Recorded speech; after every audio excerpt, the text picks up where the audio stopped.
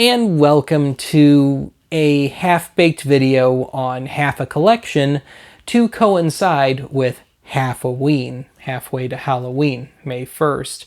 And so, yeah, I'm gonna show you my half collection of the Halloween movie franchise, as in John Carpenter, as in Michael Myers, that Halloween.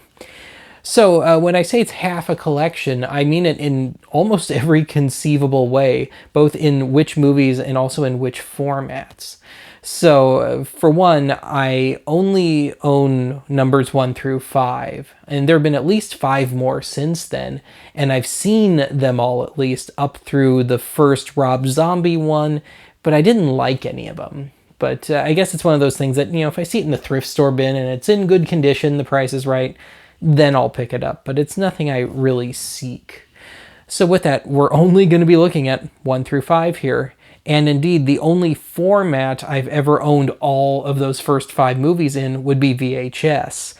And even that is not consistent. So my copies of numbers 2 through 5 are all original issue copies.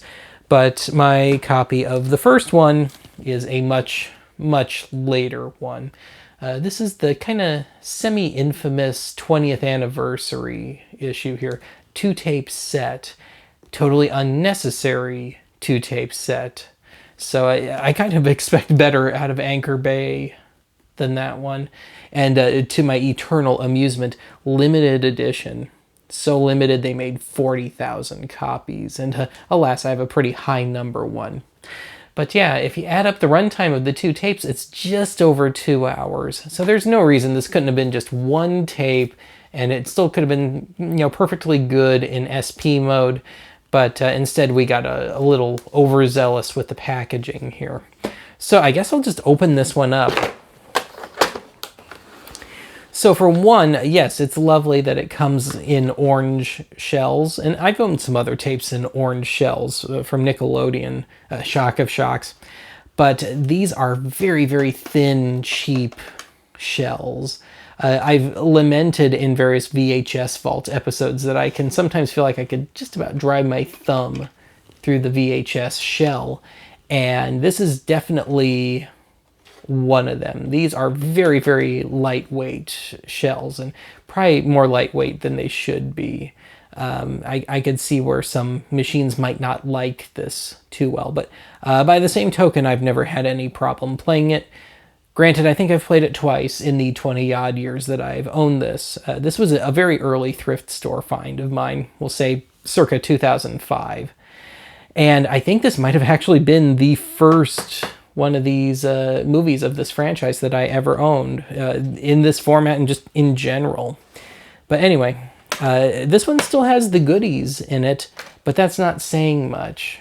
So you get a little quote from the movie there, and it's supposed to be a little scrapbook, but it just seems to be stills taken straight from the movie for the most part. Maybe a couple of on-set stills, but yeah, most of it just looks like it was lifted straight from the movie. There's no information in here. Oh, we do have one of John Carpenter lurking up there.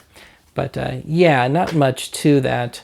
To me, the point of amusement is this ad for a reproduction of the poster for $1 with shipping and handling, which of course is way more than $1. But it's especially amusing to me because if you read the fine print, this offer expired right at Y2K. And I'm not going to take this apart, but I'll try and show you a little. You can open up the reverse of this. Well, I guess maybe I will. It decided it wanted to make a little appearance. But yes, the inside has various lobby cards and posters. Just kind of a quick little montage there. It's nice, but it's unnecessary. And I suppose since I have it out of the case, you can really truly see Michael Myers lurking there now. How wonderful. So anyway, let's roll with that first Halloween movie here. I did purchase this on DVD a couple years later. This was a used purchase. So here's the 25th anniversary from 2003. And this is actually a really good set. It's a 2-disc set, just chock full of bonuses. The only thing that I would say is missing is the TV edit of the movie. You do have the scenes from it, but you can't actually watch it in context. But yeah, really nice mastering job, really wise compression, data compression choices, good booklet, really well done, which makes this a little disappointing. So sticking with the anniversary thing here, we got the 40th anniversary 4K Blu-ray from 2018. But man, this was a disappointment. So it seriously reduces the amount of bonus features. And well, I guess it's kind of a given, but you know, most 4Ks do come with a standard Blu-ray copy as well.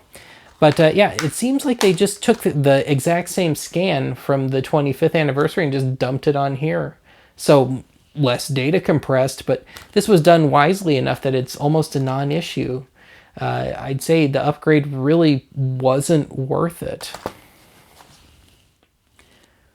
All right, let's move on to number 2 here.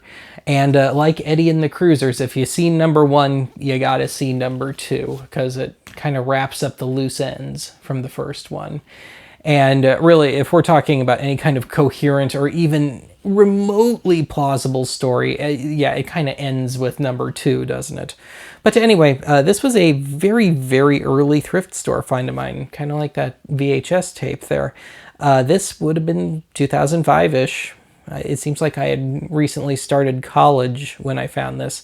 Back when you could still find cool stuff like this in a thrift store bin, before all the Fleabay resellers got into it. But I have featured this disc on archive before, at least once, on the Laserdisc rot video I did a few years ago, because this, alas, does have some rot. It's still watchable, but it's also noticeable. But I've owned worse. But I believe this is the first issue on Laserdisc for this, from 1983. Now, I think this had already been on VHS and beta for a solid year first, before this finally dropped on Laserdisc. And it's the only way you can get that cool artwork there. And indeed, the artwork was also used on the soundtrack album, which I do have on CD. I also have the first one on Varese Saraband Records, but they are so deep in storage right now that I couldn't find them in any kind of timely manner for this video. So you'll just have to take my word for it that I do at least have the soundtrack albums to the first 2 Halloween movies. Though disappointingly, if you've seen this, kind of a recurring thing with this is the song Mr. Sandman by the Chordettes, the 50s tune. It is on that soundtrack album, and it's not only a crappy needle drop, but it is hideous mono reprocessed for stereo. So I guess they couldn't find a better copy, or they didn't care. Who knows? I suppose you know, horror was low enough on the cultural totem pole at the time that the powers that be just probably weren't willing to share a better copy. But anyway, I'm off track here. I've had this on Laserdisc first, and somewhere down the line found the original VHS copy from 1982. And this has appeared on archive as well. I used this at the very least for the old MCA Rainbow logo. And this is also noteworthy in that this is one of only a handful of, I'll try not to piss anyone off here, linear stereo tapes that I've ever owned. Still got to get one of my machines working. I got a few of them, but none of them actually will play anything. So yes, this is lying in wait for the day that I have one of those machines working properly. But yes, it's a former rental at a little place in Frisco, Colorado, up in the mountains. And this found its way down to beautiful downtown Aurora at some point. So there you go. And I do also own this on DVD. And it's a fairly old issue. Now, this is not the first issue. This had been on one of those Good Times DVDs before that, back when Universal and Good Times were doing some business together back in the late 90s. But yeah, if I want a high definition copy of this, as it were, widescreen, yeah, here's my go-to. Of course, all of these movies have had real restorations by now, but you will find the farther along we go, mostly I just never picked them up for one reason or another. I mean, if I ever do, I'll try and do like the 4K thing if that's available. But yeah, number 2 here. All right, let's move on to the truly infamous one in the series. Well, I guess formerly infamous. The internet has kind of tamed its reputation.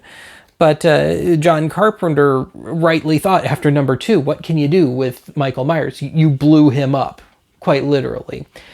So, okay, well, there's demand for a third movie. Let's try and make it more of a Tales from the Crypt sort of thing, an anthology series.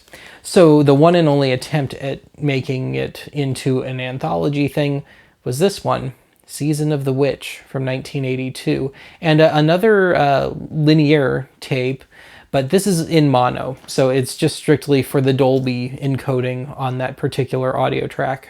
But yes, this does slightly, very, very slightly predate Hi-Fi. This tape is from '83, and it's another X-rental. And I picked this up at a, shall we say, a pretty ghetto thrift store years and years ago back in Colorado. And is this the... I know one of them has somebody's address on it, some individual's address. So when I find that one, I'll have to try and blot it out.